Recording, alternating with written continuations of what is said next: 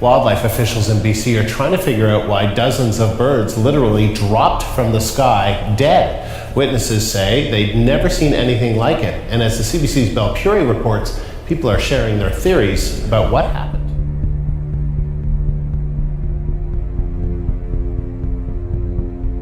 It's hard to believe what happened, except for hints on the ground. It was last Friday at dusk.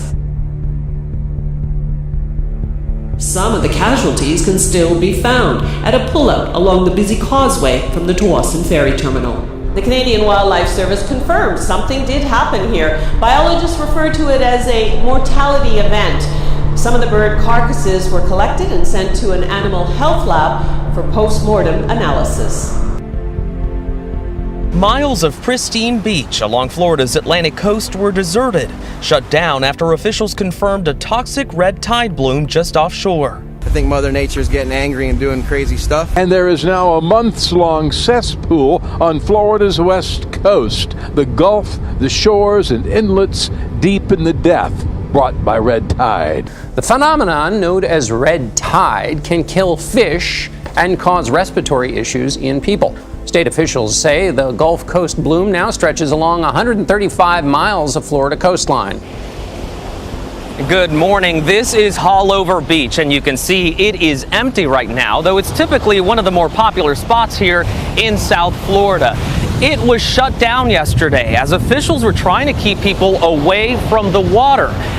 Dead fish after dead fish. Yeah, this time of year you get a few mullet wash up on the beach. But usually nothing like what you can see in this exclusive Chopper 5 video taken Wednesday afternoon. Thousands of dead fish along the shoreline in North Palm Beach. So many that Florida Fish and Wildlife has shut down the beach at John D. MacArthur State Park.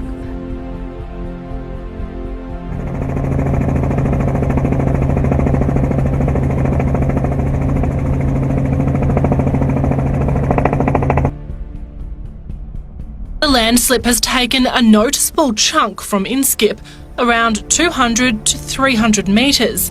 Tides and currents have undermined the shoreline structure, with many years of crashing waves. A really deep channel runs around the edge of the shore here, has a really steep bank on it, so something happens under the ground that initiates, triggers these type of events. Queensland Parks and Wildlife Service says what triggers the slip is a mystery, and it happens without warning. It's the third sinkhole to swallow a large section of the island in as many years, and there's fears further collapses could see the area become increasingly unstable. For now, though, there's no physical risk to campers. The hole is at least 100 metres wide and 7.5 metres deep, around the same size as the sinkhole that swallowed an entire campsite in 2015. Now, as the sun sets here on the island tonight, it is a little bit less obvious, but certainly campers couldn't believe their eyes today as the beach vanished and this giant sinkhole swept up a large part of the main road. Between popular campgrounds, an enormous chunk of sand swallowed up by the sea. The sinkhole, a surprising sight for families on the first day of school holidays. It was out there yesterday and now it's in here. It was incredible. Just incredible what we're seeing playing out all across that region, the earthquake, tsunami, now that volcano you mentioned. Both mosques and malls flooded or reduced to piles of rubble. Some homes just floating away. Today we felt aftershocks. There have been hundreds so far. A large island in Indonesia 3 days ago, triggered by a 7.5 magnitude earthquake. Hundreds attending a beach festival when this tsunami crashed into the area.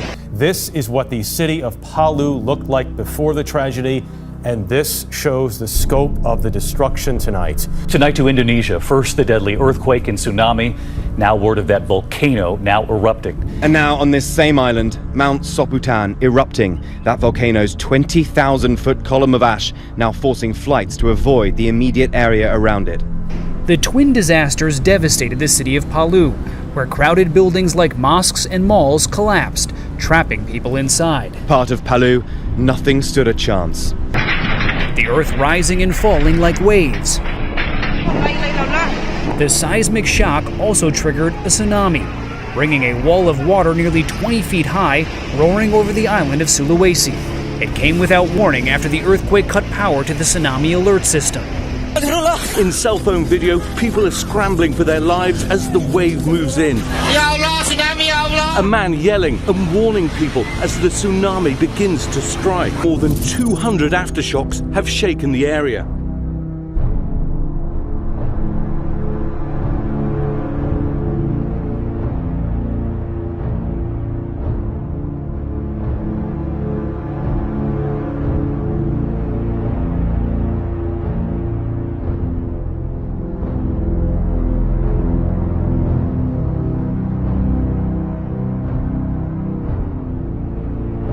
Flames that shot up out of a hole in northern Arkansas have experts and county leaders there scratching their heads. An unusual call for the Midway Volunteer Fire Department. A volleyball-sized hole with flames shooting out of it off Highway 5 South in Midway. Fire was burning roughly 2 feet in diameter, about 8 feet tall, and it burned for approximately 40 minutes. Still more questions than answers as to what caused a fiery hole to form in Baxter County. County officials have ruled out meteorites and lightning strikes as the cause of this hole, and flames shot out of the ground. ADEQ and Black Hills Energy also came out a second time to look for a cause.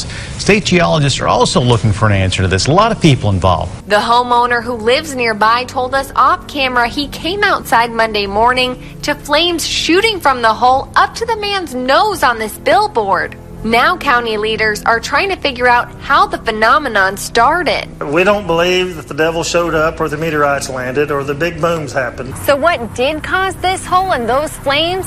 That's the burning question. No one knows where the hole ends. A few geologists say they don't believe it was caused by a meteorite or lightning strike. And one with the Arkansas Geological Survey says how it started is a mystery. I can't think of any geologic situation that allowed that to happen. Not in this area. There's not any fossil fuels, coal, or natural gas or petroleum that occurs in the area. Thousands of planets are thought to exist beyond our solar system, but a moon around those worlds has yet to be confirmed, until possibly now. For the first time, astronomers have discovered the first moon outside of our solar system. Well, that's according to 2 researchers from Columbia University here in New York, and now they've published their compelling findings. What we want to know is whether these moons are common, maybe even they are places where we might find life around them, and perhaps they will teach us about how planets and satellites form elsewhere in the universe. The findings, which were published this week, says that the so-called exomoon, which is estimated to be the size of Neptune, was found in orbit around a gigantic gas planet about 8,000 light years from Earth.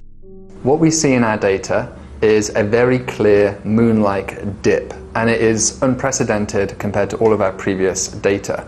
Meanwhile, in other space news, astronomers may have new evidence of a 9th planet. The new discovery, known as 2015 TG387, was found during the continual hunt for dwarf planets and Planet 9, also known as Planet X, a planet that NASA has acknowledged may exist in our solar system and could have a mass 10 times greater than Earth.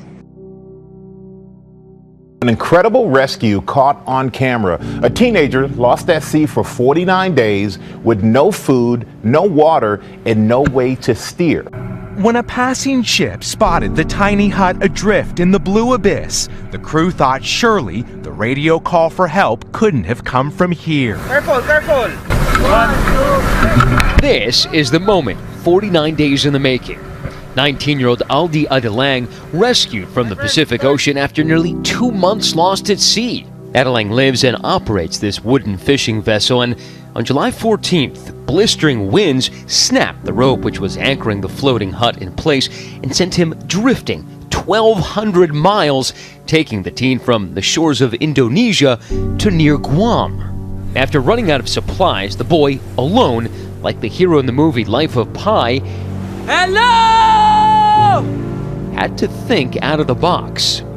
Using wood from the boat's hut to make fires, catching fish out of the ocean to eat, and filtering seawater through his t-shirt to drink. Adelang says countless ships passed him by unaware of his plight. He tried to flag them down, but to no avail. Then, 7 weeks later to the day, this massive ship came to his rescue. Along the way, he thought of death but kept his faith by reading the Bible. This is the third time the teen's raft has broken free at work. The teen managing to send out distress signals, a simple help over his portable radio, causing the ship that had passed him by to turn around. The ship approaching him, causing those giant swells, nearly capsizing his raft. But the young man holding on, screaming as the waves crash over him. Finally, the crew starts heaving him in. Careful, careful! Clinging to that rope ladder and hanging on for dear life. Okay, that's good, slowly, slowly. Before finally making it into the outstretched arms okay. of that crew.